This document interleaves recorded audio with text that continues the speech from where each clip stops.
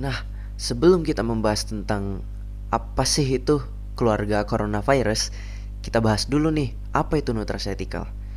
Nah, nutraceutical itu sendiri memiliki pengertian kan suatu substansi yang merupakan makanan atau bagian dari makanan yang dapat memberikan manfaat medis atau kesehatan, termasuk pencegahan dan pengobatan penyakit.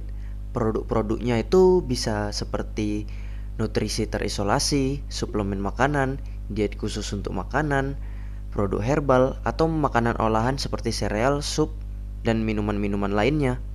Nah, dengan adanya penjelasan tadi, sudah tahu dong apa itu nutraceutical dan apa kegunaannya bagi kehidupan kita sehari-hari. Nah, kali ini kita akan membahas tentang jurnal yang kita ambil tentang kaitan penggunaan nutraceutical dalam penghambatan virus corona. Dan kali ini produk nutraceutical yang kita pakai adalah ekstrak herbal dari Sopore radix, Acanthopanachis cortex, Songuis sorbei radix, dan Torrilis fructus, yang menurut penelitian jurnal ini memiliki efek untuk menghambat replikasi coronavirus yang dilakukan ujinya secara in vitro. Oke, langsung saja kita bahas. Yang pertama-tama tentu kita harus tahu apa itu coronavirus. Apa-apa aja sih keluarganya? Nah, coronavirus ini atau yang sering disebut COV atau COV merupakan virus yang menginfeksi berbagai mamalia, termasuk kita manusia, serta beberapa spesies burung. Penyakit ini berhubungan dengan berbagai penyakit pernafasan, radang lambung, hepatitis, penyakit saraf, bahkan sindrom yang mirip dengan multiple sclerosis pada manusia, serta beberapa penyakit lainnya. Nah, keluarga dari coronavirus ini sendiri dibagi lagi nih menjadi beberapa kelompok, yang dimana pada mulainya dibagi menjadi 4 kelompok. Kelompok 1, kelompok 2, kelompok 3, dan kelompok 4. Dan seiring berjalannya waktu, akhirnya pun mengalami perubahan, di mana keluarga coronavirus ini dikelompokkan menjadi sebagai berikut. Kelompok 1, kelompok 2A dan 2B, lalu kelompok 3, dan kelompok torovirus. Nah, teman-teman, pengelompokan-pengelompokan dari coronavirus ini sendiri tidak semata-mata dikelompokkan secara asal-asalan loh, tetapi berdasarkan oleh penyakit apa yang disebabkannya serta apa target dari si virus tersebut. Nah, setelah ini kita akan memberi penjelasannya. Nah, membahas tentang coronavirus pasti sangat familiar di telinga kita ya kan teman-teman, apalagi di 2020 ini seluruh dunia digemparkan dengan adanya pandemi COVID-19 yang merupakan coronavirus disease 2019. Tetapi teman-teman, sebelum pandemi ini telah ada beberapa penyakit-penyakit mematikan juga yang disebabkan oleh keluarga coronavirus ini, yaitu diantaranya ada MERS, yaitu Middle East Respiratory Syndrome, yang dimana penyakit ini juga menyerang sistem pernafasan yang disebabkan oleh beta COVID-Lung virus.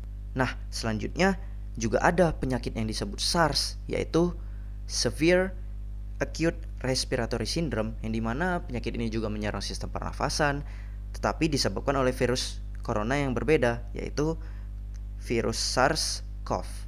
Setelah itu, barulah muncul pandemi ini, pandemi COVID-19, yang merupakan penyakit yang menyerang sistem pernafasan juga, dan disebabkan oleh virus SARS-CoV-2, yang dimana merupakan virus hasil evolusi dari virus yang menyebabkan penyakit SARS. Nah, itu dia tadi kita membahas beberapa penyakit yang disebabkan oleh keluarga dari coronavirus ini sendiri. Sekarang kita lanjut ke jurnal yang akan kita bahas.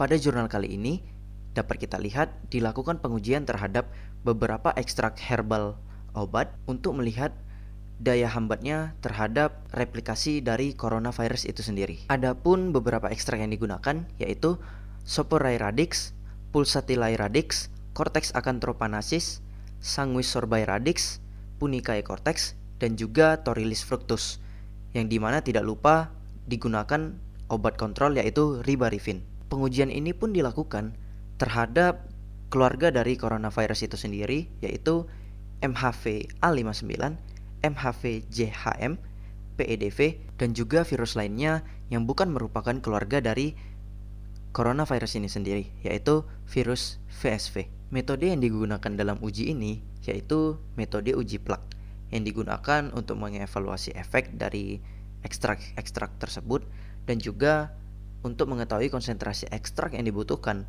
untuk menghambat 50% dari replikasi virus MHV tersebut. Langsung saja ke langkah-langkah pengujiannya. Yang pertama itu persiapan sel dan virus.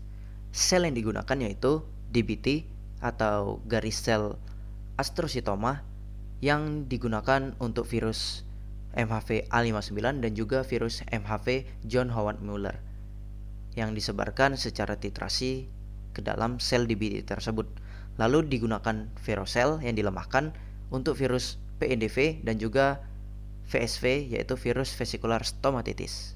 Setelah sel dan virus disiapkan, lalu dilakukan langkah kedua yaitu mempersiapkan ekstrak herbal obat dari tanaman tersebut. Nah, setelah itu barulah dapat dilakukan uji yaitu uji plak yang sebelumnya sudah dijelaskan apa kegunaannya, dan di samping itu dilakukan juga analisis blot barat dan utara yang dilakukan untuk mengevaluasi aktivitas si antivirus tersebut pada saat masuknya virus. Sekarang ayo kita berpindah sedikit kepada hasil dari pengaruh 6 ekstrak herbal obat pada virus MHV A59, MHV JHM, PEDV, dan VSV. Kita lihat di tabel 1.